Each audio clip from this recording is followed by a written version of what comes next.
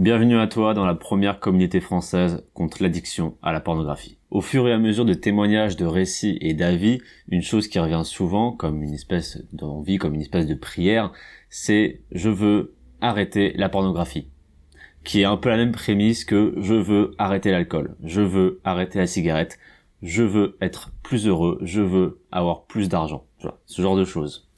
Mais il y a une chose que ces gens-là ne font pas, et pourtant qui est primordiale pour pouvoir avoir ces choses-là, c'est un but précis. Un but précis et grand. Parce que lorsqu'on entend des gens comme ça qui te disent qu'ils veulent être heureux ou ne veulent plus être malheureux ou veulent arrêter l'alcool, arrêter la cigarette, arrêter je ne sais quoi, les jeux vidéo, c'est plus un cri de désespoir comme un cri animal, pas un cri qui est conscient, pas un truc qui est raisonné. C'est vraiment dans le domaine de l'animal, dans le domaine de l'émotion, donc qui n'est pas contrôlé, et qui te demande une solution un peu miracle, comme si tu prenais 2-3 ingrédients, donc un peu de bienveillance, du sel, du poivre, du calamar, pouf, t'es heureux.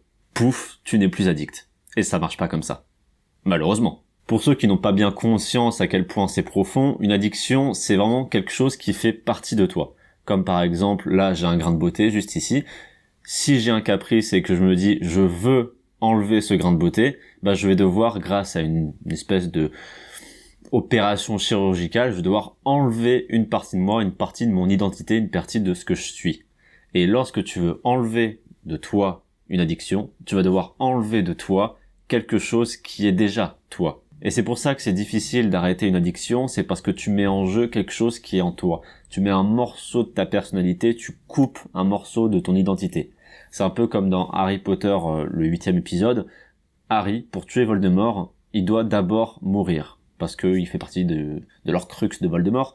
Ça, c'est pour le côté fictionnel. Mais pour le côté théorique, tu vas devoir te sacrifier pour pouvoir renaître vers quelque chose de mieux. Et si tu n'es pas prêt à faire ce sacrifice, si tu n'es pas prêt à te retrousser les manches et à sauter à pieds joints dans une flaque d'eau pour te salir les bottes, alors c'est juste un caprice de petit enfant. Comme le gamin qui va se dire « Oh là là, j'en ai marre qu'il pleuve, la vie est contre moi, tout est contre moi, contre moi, contre moi », alors qu'il ne voit pas qu'en fait, il est la cause de son propre malheur, parce que ce qu'il pleuve ou pas, bah on s'en fout, en fait, c'est là-dedans.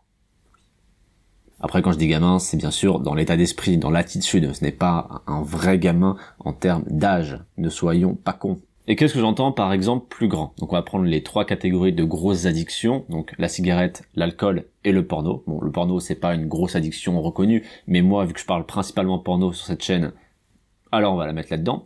La cigarette, une femme qui ne va pas pouvoir arrêter de fumer de manière conventionnelle, va le faire pour la santé de ses mômes, si elle est enceinte. L'alcool, quelqu'un qui ne va pas réussir à arrêter de boire de manière conventionnelle, va le faire s'il se retrouve dans le coma parce qu'il a été un peu trop beurré et qu'il s'est battu contre 8 gars en fin de soirée. Tu vois, parce qu'il y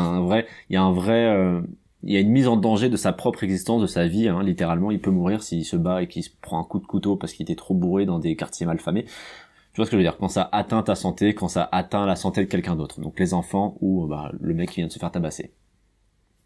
Le porno. Tout simplement, si tu n'arrives plus à bander avec ta copine, ou si ta copine commence à te casser les couilles parce que tu es trop dans tes schémas stéréotypés qui est dans ton porno et que tu n'arrives plus à avoir de contact social avec ta vraie nana, alors là, c'est en train de nuire ta relation de couple et donc peut-être en train de gâcher une histoire d'amour. Ça peut être un bon moyen, un bon levier pour pouvoir t'aider à arrêter cette addiction, ou du moins à te mettre dans un processus pour arrêter cette addiction. Et c'est clairement une caractéristique du groupe des alcooliques anonymes. À la base, ce sont des gens qui ont un même problème, l'addiction à l'alcool, mais qui se réunissent pas par rapport à cette addiction, mais par foi. Ce sont tous des gens qui croient en Dieu, et c'est justement cette foi, cette croyance en Dieu qui vont les réunir et qui vont les aider à surmonter cette addiction. Donc pour résumer, lorsque tu veux entamer un processus de guérison d'une addiction, le plus important, c'est d'avoir un but précis et, si possible, grand. Ce n'est pas juste d'avoir un caprice ou une envie parce que blablabla, ce serait mieux parce qu'on m'a dit que ce serait mieux parce que la société ou nanana. Et le but, c'est vraiment de trouver un objectif, quelque chose qui puisse te pousser, qui puisse te tirer vers l'avant à chaque fois que tu es dans les moments sombres. Pour revenir aux alcooliques anonymes, quand ils sont dans des moments difficiles, c'est leur croyance en Dieu qui vont les faire tenir.